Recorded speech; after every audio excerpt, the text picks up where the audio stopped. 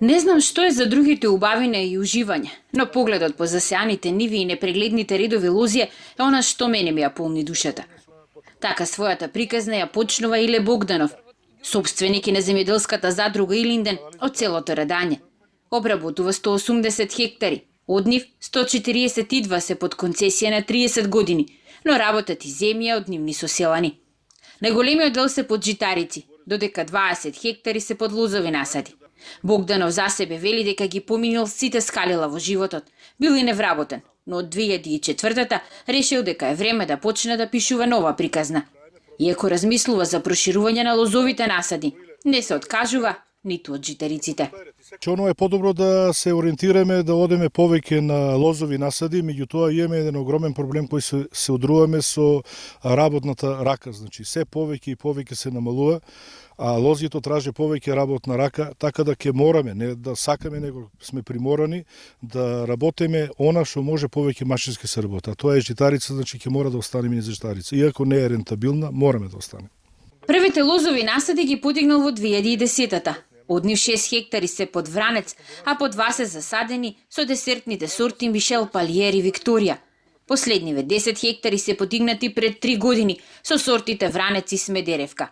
Немаат проблеми со пласманот, бидејќи целосно го предаваат во винарската визба и мака од штип, со која имаат долгогодишна соработка. Но недостигот од берачи, доцнењето со бербата, го мотивирала да размислува за машинска берба на грозјето. Поради тоа последните лозови насади, наместо со бетонски, се подигнати со метални столбови. Гледаме што се прави во комшиите, во Грција, во Бугарија, во Италија, во Франција, значи на сајмите гледаме веќе се нудат и ние веќе размислуваме, значи во перспектива да одеме со машинска берба. И од тие причини, значи ги ставивме овие метални стубове. Иначе цената која гледаме, значи е многу мала разлика од бетонскиот до металниот стуб. А ако останат на бетонски стубови да има машинска берба, околу самиот столб останува многу грозје кое треба да се бере, плюс проверка треба да ангажираме работна рака. А додека кај металните стубови, значи воопште не останува ни едно грозаче. Атарот на Радање не е под систем за наводнување, па Богданов нашол чаре така што се приклучил на хидросистемот Злетовица и направил систем капка по капка. Се приклучивме на системот Злетовица.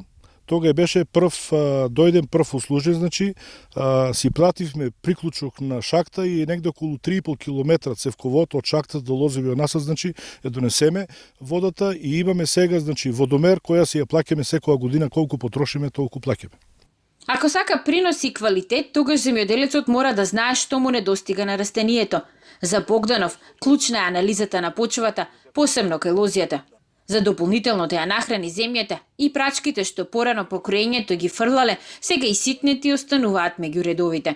Ние у дело на лојзарството имаме проблем со шекерноста на бербата на грозјето и мораме да имаме анализа на самата почва за да знаеме со кои комбинации да одеме.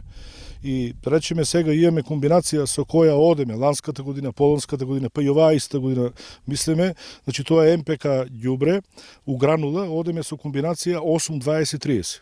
Со тоа фрлање ѓубре негде околу 300 кила по хектар, значи се фаќа да фрлиме и достигнуваме шекерна единица над 22-23 шекерни единици. Вели дека како фирма не можат да тапкаат во место и планираат понатамошен развој. Клучно е модернизирањето на производството, а најдобар начин за тоа е посетата на сите регионални саеми. Сега се вратиле од саемот во Солун, а наредна станица ќе им бидат оние во Пловдив и Нови Сад.